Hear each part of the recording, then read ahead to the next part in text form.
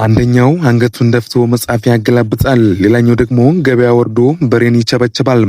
አንዳንዴ የህይወት ምርጫችን ግራም ያጋባናል። በተለይ በአሁኑ ባለንበት ጊዜም በአንድ በኩል ዓመታት ተምሮ ጥቁር ጋውን ለብሶ ዲግሪ ለመቀበል ሲኳትን፣ በሌላ በኩል ደግሞ አፈር መስሎ ሰርቶ በሬ አድቦ በአጭር ጊዜ ሀብትን ማፍራትም አለ። ታዲያ የትኛው ያዋጣል? ዲግሪ ወይስ በሬ ማድለም? ሰላም ጤና ይስጥልኝ የቬትኬር ኢትዮጵያ ተከታታዮች፣ ለቻናላችን አዲስ ከሆናችሁ ቻናሉን ሰብስክራይብ፣ ላይክ እንዲሁም ለሌሎች እንዲደርስ ካሰባችሁ ደግሞ ሼር ማድረጋችሁ እንዳትዘነጉ። እስከ ቪዲዮ ፍጻሜ አብራችሁን ቆዩ። ዶክተር ወንዶሰን ነኝ።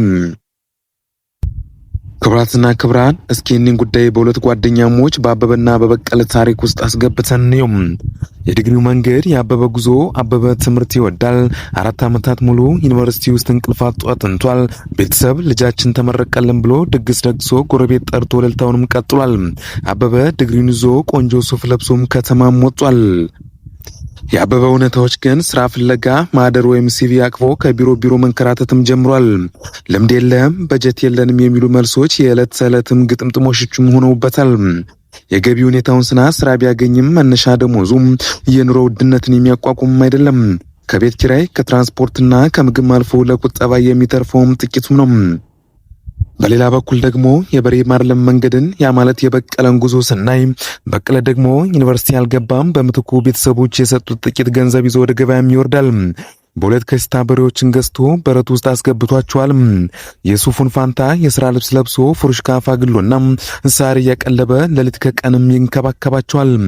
በሌላ በኩል የበቀለን እውነታዎች ስንመለከት ከ3 እስከ 4 ወር ባለው ጊዜ ውስጥ ከበሬዎችን ማድለብም ጀመረም። ፋሲካ ወይም የዘመን መለውጫ በዓል ሲደርስም በ40 ሺህ ብር የገዛውን በሬ 100 ሺህ ብርና ከዛም በላይ የሚሸጠውም ጀመረም። በሌላ በኩል ደግሞ የስራ ነጻነቱ ነው። የራሱ አለቃ ነው። ጠዋት ተነስቶ ስራውን ይሰራል። ትርፋማው የራሱን ይቆጣጠራል። 2 በሬ የነበሩትም በሚቀጥለው ዙር 4 የሚያደርጓቸዋል።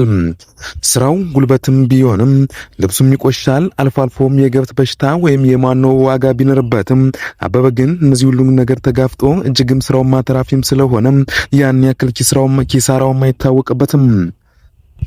እውነታውና ወርቃማውን መንገድ ስንመለከት እውነታውን እንነጋገር ከተባለ ዲግሪ አእምሮን ያሳድጋል፣ በሬ ማድለብ ደግሞ ኪስንም ያሳበጣል።